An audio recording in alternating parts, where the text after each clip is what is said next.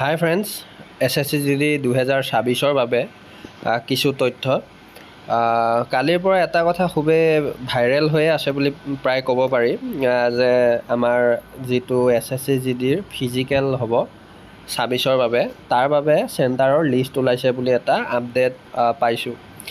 কিন্তু এইটো কিমান দূৰ সত্য চোৱা, বৰ্তমান ইউটিউবত এতিয়া SSC GDক লৈ কিছু মানে ফেক তথ্যও চলি থকা দেখা গৈছে। তাৰে মাজত এয়া এটা বুলি মই ক'ব বিচাৰোঁ, কাৰণ কিয় এতিয়ালৈকে অফিচিয়েলভাৱে কোনো SSC GDৰ আপডেট 26-ৰ বাবে নাই। আৰু এতিয়ালৈকে বৰ্তমান আমাৰ নৰ্মেলাইজেশ্যন হোৱা নাই, স্ক'ৰ কাৰ্ড অহা নাই, লগতে আমাৰ ফিজিকেলৰ কাট অফ লিষ্টো লগা নাই। চ' মই এটা কথা তোমালোকক কৈ দিব বিচাৰোঁ যে এতিয়ালৈকে বৰ্তমান আমাৰ চেণ্টাৰৰ লিষ্ট আউট হোৱা নাই।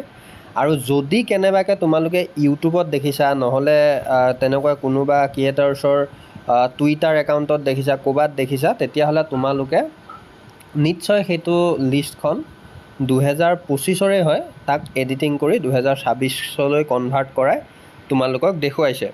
গতিকে এই কথাটো তোমালোকে বিশ্বাসত 100% নল'বা। মই এটা কথাই কৈছোঁ, ফিজিকেল লিষ্টটো ধুনীয়াকৈ আহি যাব, মানে চেণ্টাৰ ক'ত কেনেকৈ দিব।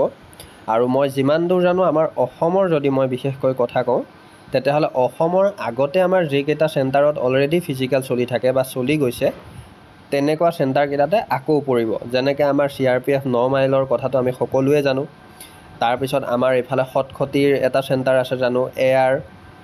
তাৰপিছত হয়তো যদি তেওঁলোকে বিচাৰে যে আছাম ৰাইফল কেম্প যিটো আমাৰ তেজপুৰত আছে তাতো পাতি দিব পাৰে, বা আমাৰ ধুবুৰীতো পাতি দিব পাৰে। তো তেনেকুৱা আমাৰ কথাখিনি হ'ব। আৰু লগতে আমাৰ যদি ফিজিকেল আৰু মেডিকেল একেলগে হয় বস্তুটো, তেতিয়াহ'লে আমাৰ চেণ্টাৰো বেছিকৈ হ'ব। কিন্তু আমাৰ যদি ফিজিকেলটো এক্সট্ৰাকৈ হয়, তেতিয়াহ'লে আমাৰ অসমত প্ৰায় 3ৰ পৰা 4টাহে চেণ্টাৰ থাকিব পাৰে। কিন্তু আমাৰ যদি মেডিকেল আৰু ফিজিকেল একেলগে হয়, তেতিয়াহ'লে আমাৰ 5ৰ পৰা 6টালৈকে চেণ্টাৰ আমাৰ হৈ যাব পাৰে। চ' এইখিনিয়ে আকৌ হ'বলৈ গৈ আছে। ইয়াত কোনো সাল সলনি হোৱা মোৰ মতে দেখা নাযাব। চ' তোমালোকক এটা কথা কওঁ, ইউটিউবত যিটোকে আহিছে বুলি সেইটোকে তোমালোকে আপডেট হিচাপত নল'বা। আৰু লগতে এইটো কথাও মই তোমালোকক জনাই দিব বিচাৰোঁ যে এতিয়া বৰ্তমান আজি 7 তাৰিখ আৰু 15 আগষ্ট যিহেতু আহি পাইছেহি, গতিকে 15 আগষ্টৰ আগত আমাৰ ফিজিকেলক লৈ কোনো এটা আপডেট থকা নথকা একেটাই কথা। আৰু লগতে যদি কিবা আপডেট আহিব লাগে 12-13ৰ ভিতৰত, তেতিয়াহ'লে আমাৰ হয়তো নৰ্মেলাইজেশ্যনটো আহি যাব পাৰে কোনোবা কাৰণত। আৰু যদি নহয়, তেতিয়াহ'লে এটা কথা ইয়াতে গমেই পায়, কাৰণ প্ৰচেছবিলাক এইবাৰ SSC GDৰ প্ৰায় ভেকেঞ্চিৰে লেট। গতিকে তাৰ পৰা এটা কথা বুজিব পাৰি যে আমাৰ আগষ্টৰ লাষ্টৰ পৰা ছেপ্টেম্বৰলৈহে কিবা এটা আমাৰ ধৰি লোৱা স্পেচিয়েল আপডেট, যিটোক আমি ধৰি লোৱা ফিজিকেল কাট অফ, নহ'লে আমাৰ স্ক'ৰ কাৰ্ড, এই দুটাৰ ভিতৰত আমি ভাবিব পাৰোঁ। কিন্তু যদি আমাৰ আহে নৰ্মেলাইজেশ্যনটো আহি যাব পাৰে, একো নাই। স্ক'ৰ আৰু আজিকালি কি হৈছে, নৰ্মেলাইজেশ্যনটো যিহেতু একেলগে আহে স্ক'ৰ কাৰ্ডৰ লগত, গতিকে কথাটো একেটাই। যদি 12-13ৰ ভিতৰত আহিব, কিন্তু যদি নাহে তেতিয়াহ'লে নিশ্চয়কৈ আগষ্টৰ লাষ্টলৈকে গুচি যাব।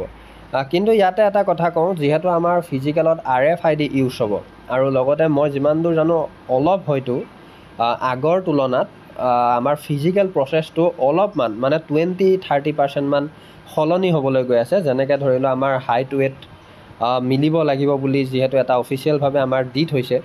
আৰু লগতে মই এইটো কথাও কওঁ, তোমালোকক মই আগৰ পৰাই কৈছোঁ যে RFID ইউজ হোৱা মানে তোমালোকে ৰানিংটো খুব সুন্দৰ ৰানিং হ'ব লাগিব। মানে ল'ৰা মানুহৰ যেনেকৈ 24 মিনিটত 5 কিলোমিটাৰ, তো সেই 24 মিনিটৰ ঠাইত তোমালোকে ঘৰতে 21ৰ পৰা 22 মিনিটৰ ভিতৰত মাৰি যাব লাগিব, বা হয়তো 23ত মাৰি যাব লাগিব। তেতিয়াহে তোমালোকে তাত গৈ সুন্দৰভাৱে কোৱালিফাই কৰিবা। আৰু সেইদৰে ছোৱালী মানুহকো কৈছোঁ যে 8.5 মিনিটত 1600 মিটাৰ, তোমালোকে ঘৰতে 6.5 মিনিট বা 7 মিনিটৰ ভিতৰত ৰানিংটো কমপ্লিট কৰাৰ এটা চেষ্টা কৰা, তেতিয়া নিশ্চয়কৈ তাত ধুনীয়াকৈ কোৱালিফাইড হ'বা।